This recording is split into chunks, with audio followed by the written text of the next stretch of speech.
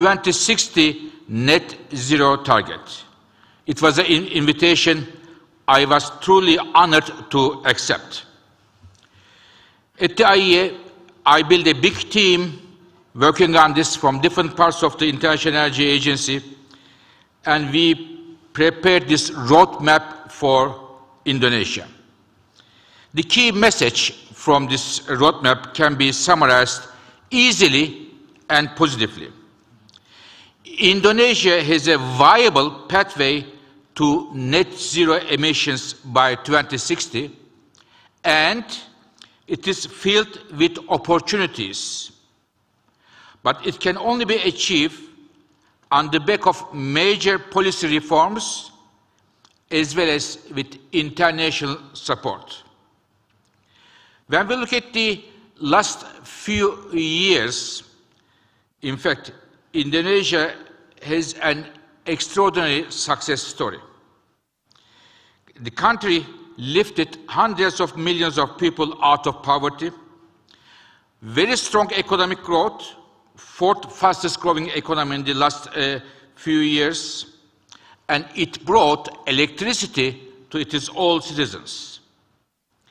Like many other countries, access to and revenues from fossil fuels have been important drivers of this development success story. But now, Indonesia is now writing the next chapter in its development history and looking to new growth engines.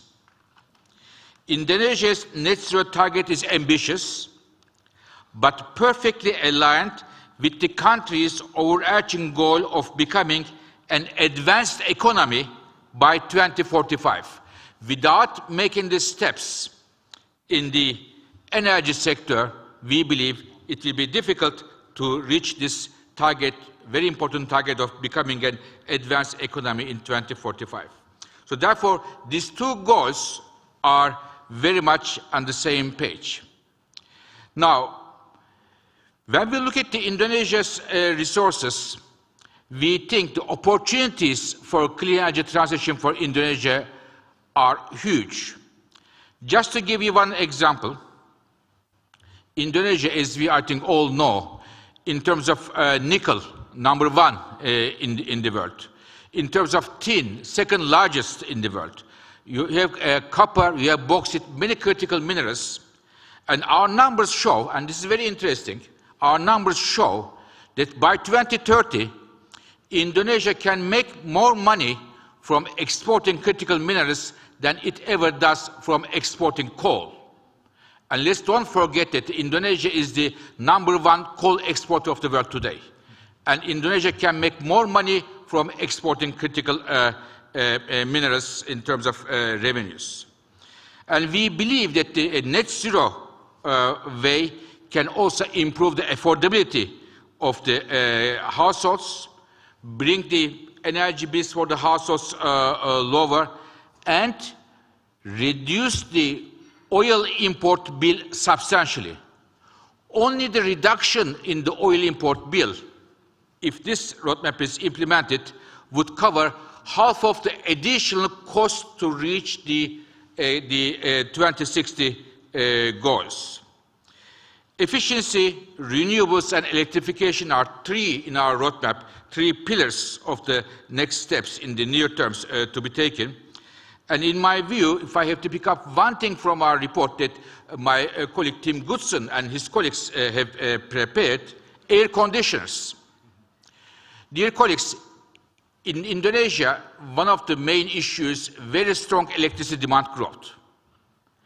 And when I look at the drivers, what drives the electricity demand growth? By far, the #1 driver of electricity growth is air conditioners. Yet, in Indonesia, only 10% of the households have an air conditioner. This compares 90% in Japan, and again, close to 90% in the United States. And with the increasing income levels, of course, there will be more air conditioners, and here, to have the best available technologies and the efficiency standards will be of crucial importance.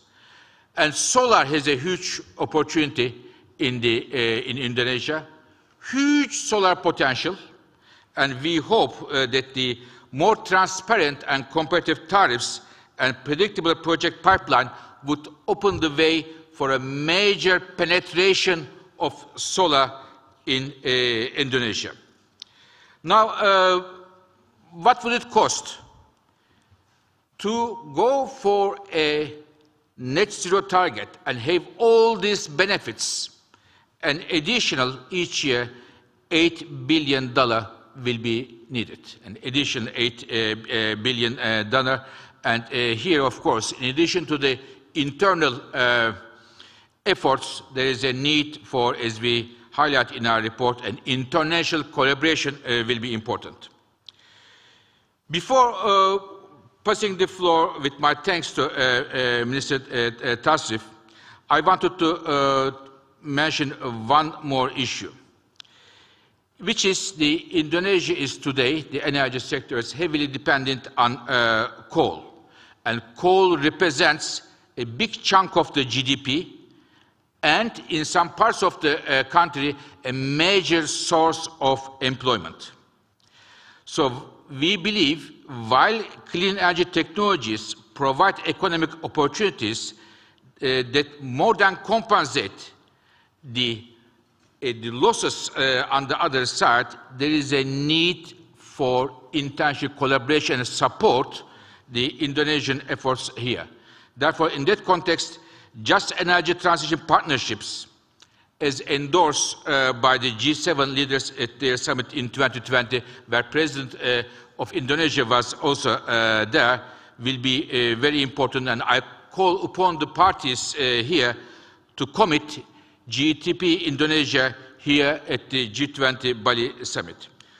Retiring oldest and inefficient coal plants in Indonesia, starting from there, opening a room for solar and other renewables will be, I think, a starting point. Here, Mr. Minister, once again, thank you very much for giving the IEA the opportunity to prepare and to present you our roadmap to net zero. We are not only there to prepare the roadmap, but we'll be happy to travel on that road together. And once again, thank you very much for asking us, and I would like to give it to you the floor to respond. Thank you very much. Thank you very much for your insightful remarks, Dr. Fatih Birol, and for your continued support to Indonesia. And now I would like to kindly invite Excellency Minister Arifin Tasrif to deliver his response. Thank you. Thank you. Excellencies, G20 ministers and delegates, Dr. Fatih Birol, Executive Director of International Energy Agency. Indonesia and the IEA have been working closely to develop an energy transition roadmap to achieve net zero emission by 2060. On this note, allow me, Dr. Birol, to convey my highest appreciation to the IEA for the tremendous collaboration in making of an energy trajectory comprising mitigation actions, not only in power sector, but also in demand sector. A number of mitigation actions have been identified, namely, first, development of massive renewable energy, mostly focusing on solar, hydro, and geothermal. Second, gradual retirement of the coal-fired power plant. Third, use of low-emission technologies such as supergrid transmission and also carbon capture.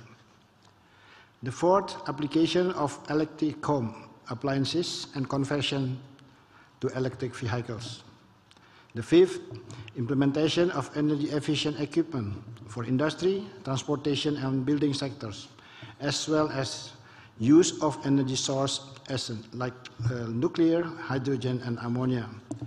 Apart from that, additional power plant after 2030 will only come from new and renewable energy. Starting from 2035, it will be dominated by variable renewable energy, while nuclear power plant will enter the system by the early of 2040. In order to accelerate realistic energy transitions, we need to strengthen collaboration among countries to ensure our planning is achievable. There is no doubt that energy transition needs huge financial support and numerous efforts. A commitment and collaboration from international partners are required to ensure the availability of investment. On scaling up technology and innovation, we share the same challenge, which is making low carbon and clean energy technology more accessible and affordable. Technology, cooperation, and solutions are critical to decarbonizing the power sector and industries. We need to prioritize research, development, and deployment for the next generation of technologies. Collaboration among all stakeholders needs to be strengthened to ensure all potential is harnessed. Everyone has access to participate in green energy development. To that, availability and access to technology and financing must be widely open to all countries. Finally, with untiring support from the IEA, I hope this roadmap will give international perspective upon our long-term energy planning for a better future, clean, reasonable, and affordable energy in achieving net zero emission target. Thank you. Thank you. Thank you very much, Your Excellency.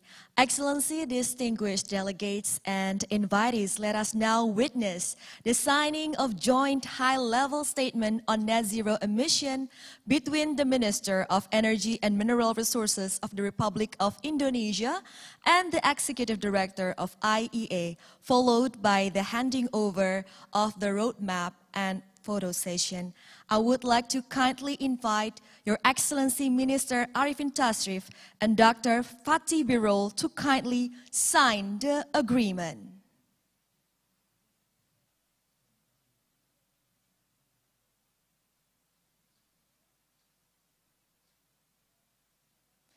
The agreement has been signed. Congratulations! You may exchange the document, and we will record this moment in a great documentation. I will count in 3, 2, 1. 3, 2, 1. Thank you very much, and congratulations.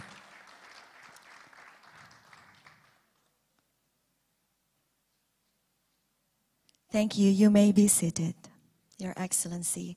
And now I would like to kindly request the responses in sequence from the first one, Ms. Kadri Simpson, Commissioner for Energy of European Union. The floor is yours.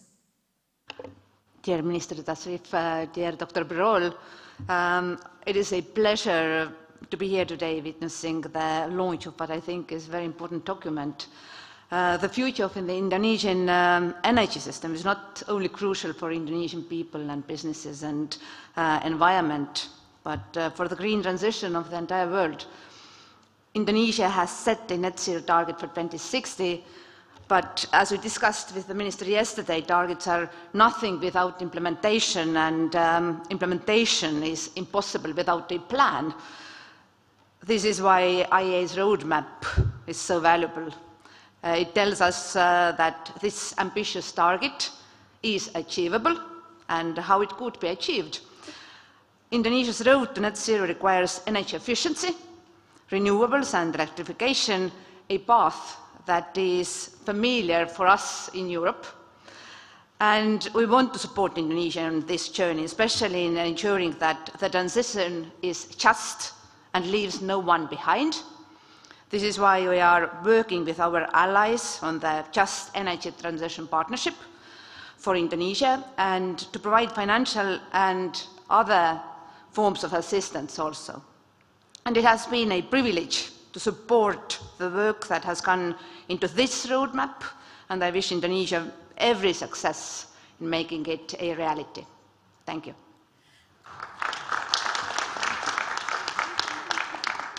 Thank you very much, Ms. Simpson. And the second one, I would like to kindly invite Mr. David Turk, Deputy Secretary of Energy Department of Energy of the United States, to give his response. Well, thank you, Minister Tasrif. Thank you, Fatih, and congratulations to both Indonesia and IEA. And I have 3 reasons why I'm particularly excited, why we all should be really excited at this. One is Indonesia has a record of success for delivering for your people. You know, one nugget on there, 60% poverty rate in 1970, and now it's below 10%. That is a remarkable achievement by the Indonesian government, the Indonesian people, the Indonesian society. And that's just one data point. There's a number of other ways we can point to the success of the Indonesian government to deliver. Secondly, and Minister Tasrif, having met you many times and worked with you extensively, I'm firmly convinced Indonesia has a commitment, a real commitment here to clean energy transition for the betterment of your people, but also being a responsible stakeholder on climate change and stepping up and doing the right thing. And I think, Minister, you're a personal embodiment of that commitment from the Indonesian government. So that's the second reason to be excited. And then the third reason to be excited, and I'm a little biased here, I work for the IEA, I work for Fatih and worked with other colleagues. The IEA has a remarkable ability to put together roadmaps that are real-world, actionable roadmaps. There's roadmaps that would sit on a shelf and no one would ever look at again and would frankly not have that much real-world importance. But I think the IEA has a record, and the colleagues who worked on this, real credit to Tim Goodson and Kieran, I know, who are here, and Laura Coetzee and a lot of others who worked on this. It is real-world, it's actionable, and with that commitment by the Indonesian government to get this done, I think this is a real milestone. And I know from the U.S., I suspect countries around this table were eager to partner, were eager to support, and try to be part of that journey on that roadmap to success for the Indonesian people. So thank you very much. Thanks. It's great to be part of this event.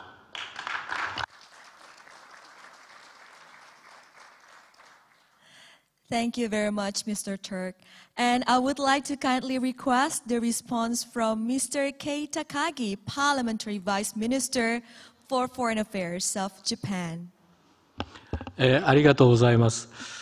ただいま署名式を拝見をして、その歴史的な瞬間に立ち会えたことを本当に嬉しく思います。Thank you very much, and it is an honor and great pleasure to have been a witness to this historic moment. インドネシアのネットゼロに向けた野心的なロードマップの発表を我が国として心から歓迎を申し上げたいと思います。Government of Japan heartily welcomes the announcement of the net zero roadmap by Indonesia. エネルギー移行を推進するにあたっても人類共通の重要課題である脱炭素化を実現する過程において脆弱な社会、人々を取り残してはならないと思います。廉価なエネルギーへのアクセスはベーシックヒューマンニーズであって、誰一人取り残さないクリーンエネルギーへの移行の実現には各国固有の地理的条件や経済社会情勢を考慮に入れ、個別具体的に進める必要があろうと思います。As we promote energy transition, we must not leave behind vulnerable communities and peoples in the process of realizing decarbonization, which is an important challenge shared by all mankind. Access to affordable energy is a basic human need. To achieve clean energy transition that leaves no one behind, geographic conditions, economic and social circumstances specific to each country need to be taken into account, and accordingly, progress should be made in concrete, specific ways. それには特に時間軸というものを考えなければならないと私は思っておりまして、例えば短期的には高度な技術を駆使した化石燃料の活用や省エネも含めて足元の危機を乗り越えて、中期的には天然ガスや原子力も活用して現実的で着実なエネルギー移行を実現することに加え、長期的には再生可能エネルギー、新エネルギーの推進を一層加速化させることが重要だと考えます。このように我が国としてはエネルギー安全保障を確保してエネルギー移行の加速化の基盤としていくことが重要と考えています。And I believe that it is important to consider the time frame. For example, in the short term, make the most of the advanced technologies to use fossil fuel and improve energy efficiency to overcome the current crisis, and in the medium term, by using natural gas and nuclear energy to realize realistic and solid energy transition. In addition, over the long term, it is important to further promote renewable and new energy. Thus, the government of Japan believes it vital to ensure energy security to make it the foundation of accelerated energy transition. 以上のような観点から、今後も各国がネットゼロへのロードマップを作成し、その取り組みを実施していくこと、IEA が各国の取り組みを支援していくことを歓迎申し上げたいと思います。また、インドネシアの取り組みが成功されますように、心からご懸念を申し上げまして、私からの発言といたします。ありがとうございました。In this respect, we welcome the development of and implementation of the net zero roadmap by each country going forward, and the support from IAEA in these endeavors. And once again, I wish every success in these efforts related to net zero roadmap by Indonesia. Thank you very much.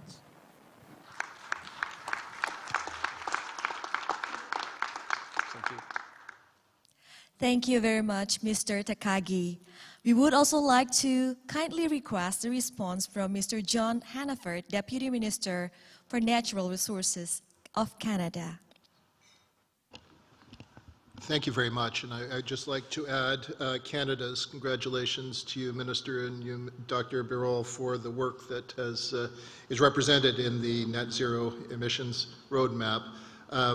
The importance of this is, I think, obvious from the comments that have been made here this afternoon.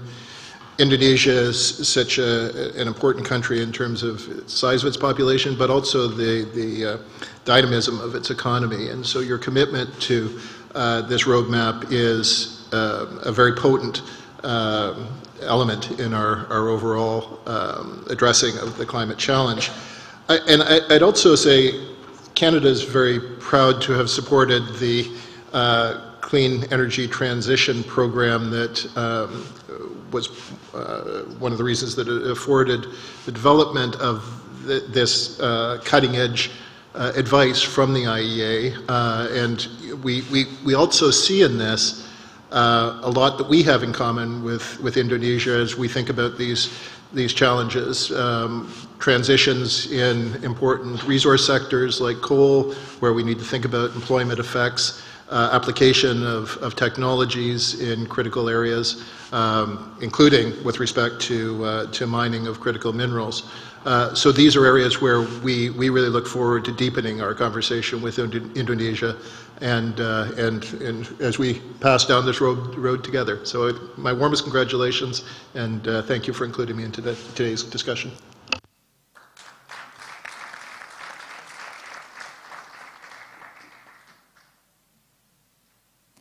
Thank you very much for your support to Indonesia. Once again, congratulations for Indonesia, and thank you to IEA for your continued support to Indonesia.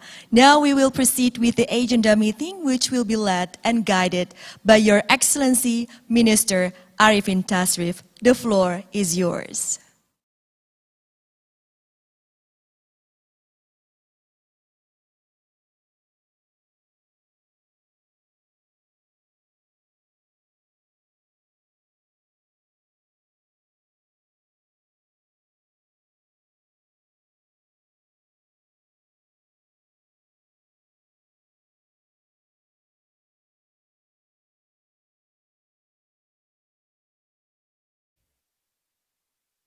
Halo. Oh, ya.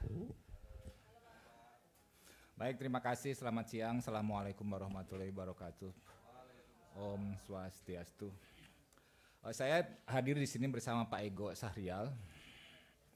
Teman-teman sudah sangat akrab dengan beliau. Sekarang beliau adalah staf khusus Menteri ESDM untuk transisi energi.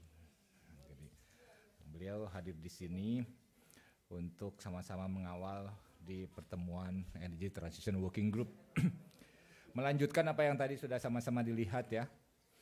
Untuk tadi yang ditandatangani Menteri ESDM terkait dengan kerjasama Indonesia dengan IEA, International Energy Agency, terkait dengan penyiapan roadmap untuk net zero emission sektor energi untuk Indonesia. Ya. Menteri SDM sudah melaunching sebetulnya roadmap net zero emission kita itu di COP26 Glasgow bulan November tahun lalu. Mungkin pertanyaan teman-teman, kenapa ada roadmap lagi gitu yang sekarang? Gitu.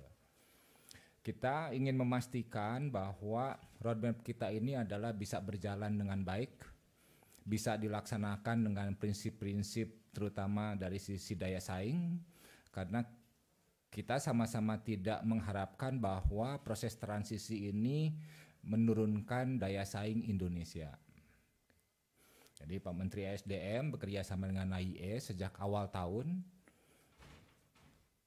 memberikan masukan untuk roadmap yang sudah disusun oleh Kementerian SDM, tadi sudah diserahkan, sudah disampaikan, ada beberapa hal yang berbeda. Gitu ya. Perbedaannya karena ini sifatnya roadmap, ya, perbedaan dari beberapa asumsi. Gitu. Nah ini nanti akan menjadi bahan tambahan untuk merevisi roadmap net zero emission yang sudah disampaikan oleh Menteri ESDM pada saat pertemuan COP26 di Glasgow. Gitu ya. Itu sebagai pembuka ya, karena tadi sudah banyak disampaikan apa yang ada di dalam roadmap oleh Pak Menteri SDM, jadi saya tidak akan panjang untuk hal tersebut, tapi nanti kalau ada pertanyaan silahkan. Saya undang Pak Kieran, Program Manager dari IEA, ya, untuk menyampaikan remark before, not Pak Kieran, but I think we would like to invite also to have the something like remark before we have the discussion, please. This is the book. Thank you, Pak Dadan. I would like to express my gratitude to all colleagues at the Ministry of Energy and Mineral Resources. It has been an honour for the International Energy Agency to be invited to prepare this report in strong collaboration with the Ministry of Energy and Mineral Resources. This report highlights a pathway that is both viable for Indonesia to achieve net zero by 2060 and can be the next step in Indonesia's transition to becoming an advanced economy in line with its stated objectives. This report highlights that Indonesia is blessed with potential for solar PV, for wind, for many resources, and has the capacity and the strong desire to transform this potential into the reality of a clean energy transition. Evidently, this will require changes to policy and significant international support. So the International Energy Agency is pleased to help Indonesia in making this roadmap a reality and encourages all partners to assist in providing Indonesia with the necessary financial and technical support to make this roadmap a reality. So once again, from the IEA, thank you to MEMR for the invitation to participate in this cooperation together and the development of this roadmap. Thank you. Terima kasih Pak Tim. So, silakan teman-teman kalau ada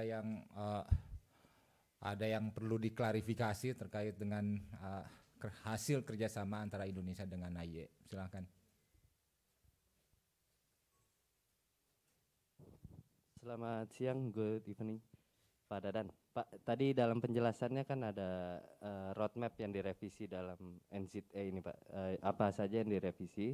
Dan tadi juga dalam penjelasannya tidak ingin transisi ini membebankan Indonesia, Pak, menurunkan daya saing. Itu seperti apa yang akan dijalankan di roadmap ini agar daya saing kita sebagai emerging country ini tidak terganggu, Pak? Itu aja. Makasih. Jadi nanti akan ada roadmap edisi revisi yang telah di-launchingkan oleh Menteri ESDM di Glasgow di tahun yang lalu menggunakan berbagai masukan termasuk yang ada dari IEA yang sekarang. Ya. Jadi kita akan mengkombinasikan kembali Indonesia memang banyak disupport, tidak hanya oleh AIE, kita juga bekerja sama dengan yang lain, misalkan dengan EDB, misalkan dengan World Bank, terkait kalau dengan EDB itu terkait dengan bagaimana proses percepatan untuk early retirement atau pensiun dini dari PLTU. Ya. Jadi khusus untuk AIE memang ini memberikan masukan secara makro dalam roadmap ini ya, dan ini akan kita pergunakan secara maksimum untuk nanti akan ada roadmap edisi, kalau saya sebut karena yang kemarin itu kan belum ada ketetapan menteri ya yang disampaikan. Jadi berdasarkan masukan ini nanti Pak Menteri SDM akan menetapkan roadmap untuk net zero emission. Kemudian dari sisi daya saing, ini kan roadmap ini kan artinya kita melakukan simulasi ya. Kita lakukan berbagai macam asumsi dengan pemahaman teknologi. Tentunya AIE akan lebih paham dari ESDM tentunya dari sisi kelengkapan data. Karena mempunyai basis data yang memang sangat lengkap terutama dari negara-negara maju. Ini yang menjadi input sehingga roadmap yang dihasilkan dari kerjasama ini yang keluar dari AIE itu mempunyai angka-angka yang lebih lebih saya sampaikan dalam bahasa ininya barangkali lebih efisien, lebih optimal ya. Misalkan dari sisi pembangkitan listrik ya. Dulu kita menyampaikan bahwa angkanya itu 658 gigawatt di 2060. Nah, sekarang angka dari IEA itu keluarnya 510 gigawatt di 2060 ya. Kemudian dari sisi emisi gas rumah kaca juga terjadi perbaikan di angka-angka tersebut ya. Basis-basis yang lain saya kira sama. Komposisi dari pembangkit listrik yang berbasis EBT di 2060-nya ada beberapa yang berbeda dengan apa yang kita lihat gitu ya, dengan apa yang telah kita susun dalam 1 tahun terakhir ini. Dari sisi berapa biaya yang diperlukan, angkanya relatif sama, berada di angka plus minus di angka 1 triliun US dollar sampai tahun 2060. You like to add? The question is about how to keep the competitiveness of the Indonesia in the energy transition process. Yeah. All I would say is this analysis highlights that a roadmap is possible that can reduce total energy system costs in the long term. This will help reduce import bills for oil for Indonesia, but evidently capital is required to invest in the renewable technologies and the energy efficiency to make this possible. So assistance will be required ensuring that capital is available for Indonesia to make investments and then lower energy bills in the long term. Thank you. Terima kasih. Ada lagi? Iya, 2060 tetap. Karena itu sudah ditetapkan oleh presidennya. 2060 itu adalah net zero emission target nasional ya. Yang kita bicarakan sekarang adalah net zero emission untuk sektor energi. Habis. Wah, Uni. Ntar Uni ini udah berdiri ngacung duluan. Iya.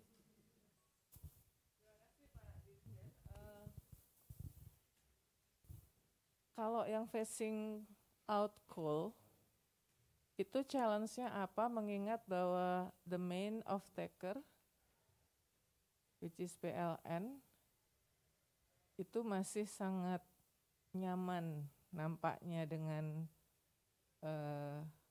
fosil ini sumber energi untuk grid-nya.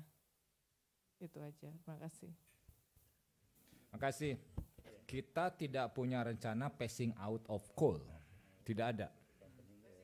Yang kita punya itu phasing down atau early retirement untuk coal fire power plant. Jadi ada beda nih.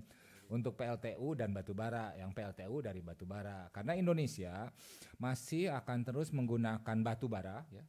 Batubara selain sebagai PLTU, bahan bakar di PLTU, tapi kita kan sekarang punya program misalkan untuk substitusi LPG dengan dimethyl ether yang basisnya dari batubara. Jadi supaya tidak salah nih bahwa kita itu tidak masuk ke dalam phasing out of coal. Ya. Yang ada itu passing down untuk coal fire power plant. Ya. Tantangannya apa? Ini kan semua yang sesuatu yang sudah berjalan, PLTU-nya sudah ada, sudah beroperasi, dan kita ingin supaya ini bisa lebih cepat. Tantangannya adalah bagaimana IPP atau pemilik PLTU tersebut, termasuk yang PLN, ya, tidak mendapatkan kerugian secara komersial. Kan intinya kita ingin mematikan lebih cepat. Kan hitungan komersialnya misalkan di 2050 gitu. Tapi ini harus kita percepat menjadi 2040. Nah, tidak boleh nanti dari sisi keekonominya itu berubah terhadap apa yang sudah disepakati di awal gitu. Jadi kalau sudah menghitung IRR-nya berapa persen, potensi pendapatannya berapa, itu akan tetap dijaga. Nah, tantangannya adalah karena harus lebih cepat, tentunya harus mendapatkan dana yang lebih sumber, baik dana-dana dari capital market maupun juga dari filantropis, termasuk juga bilateral, termasuk yang grant ya untuk hal-hal tersebut. Ini dikombinasikan sehingga nanti ada dari sisi cost of fund-nya itu menjadi lebih murah. Ini yang dimanfaatkan menjadi lebih cepat. Kira-kira itu yang simpelnya. Memang ada prinsip-prinsip juga yang bagaimana kalau kita tutup saja sekaligus. Nah, kalau tutup sekaligus menurut saya nanti siapa yang akan menanggung dari sisi aset tersebut ya. Karena ini kan aset yang ada nilainya di situ.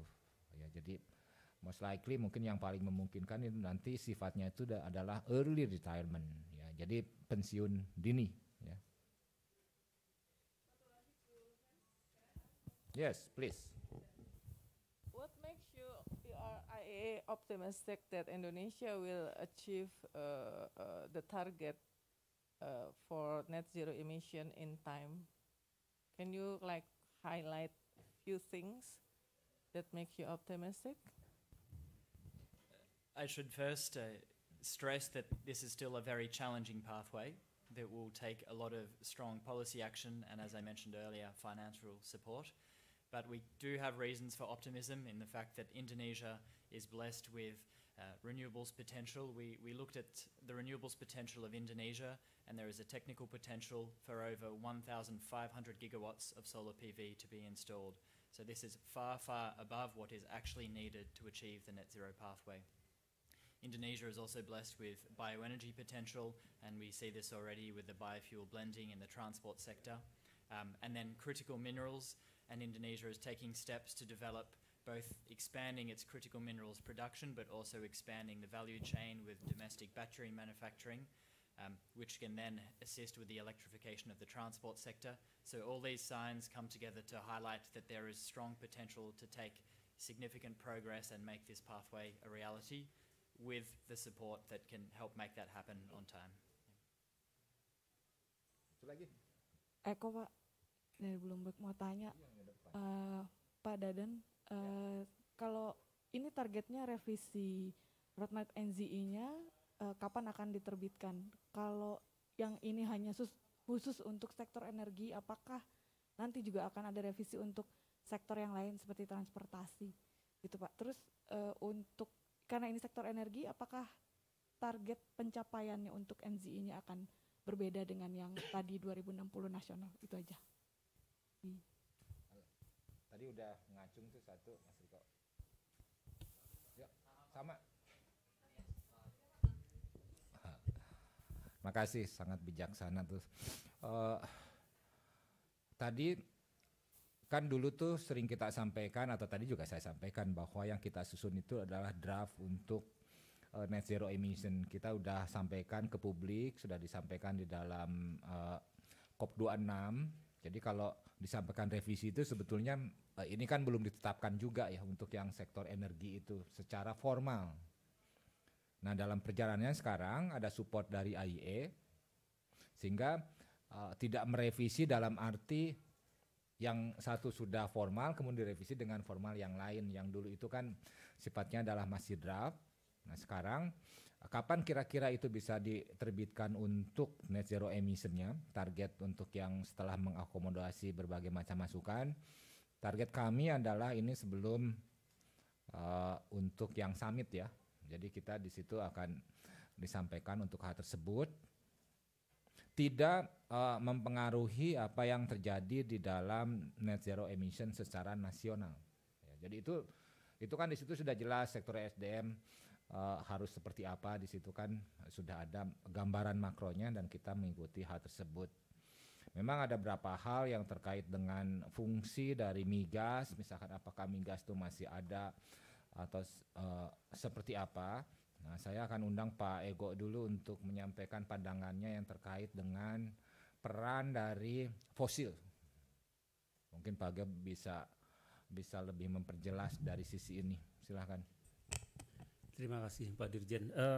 Terkait dengan fosil, ini dari pertemuan tadi kita dari pagi ya, itu ada paparan dari International Energy Forum, International Energy Agency, terus juga dari World Bank, dari Ibu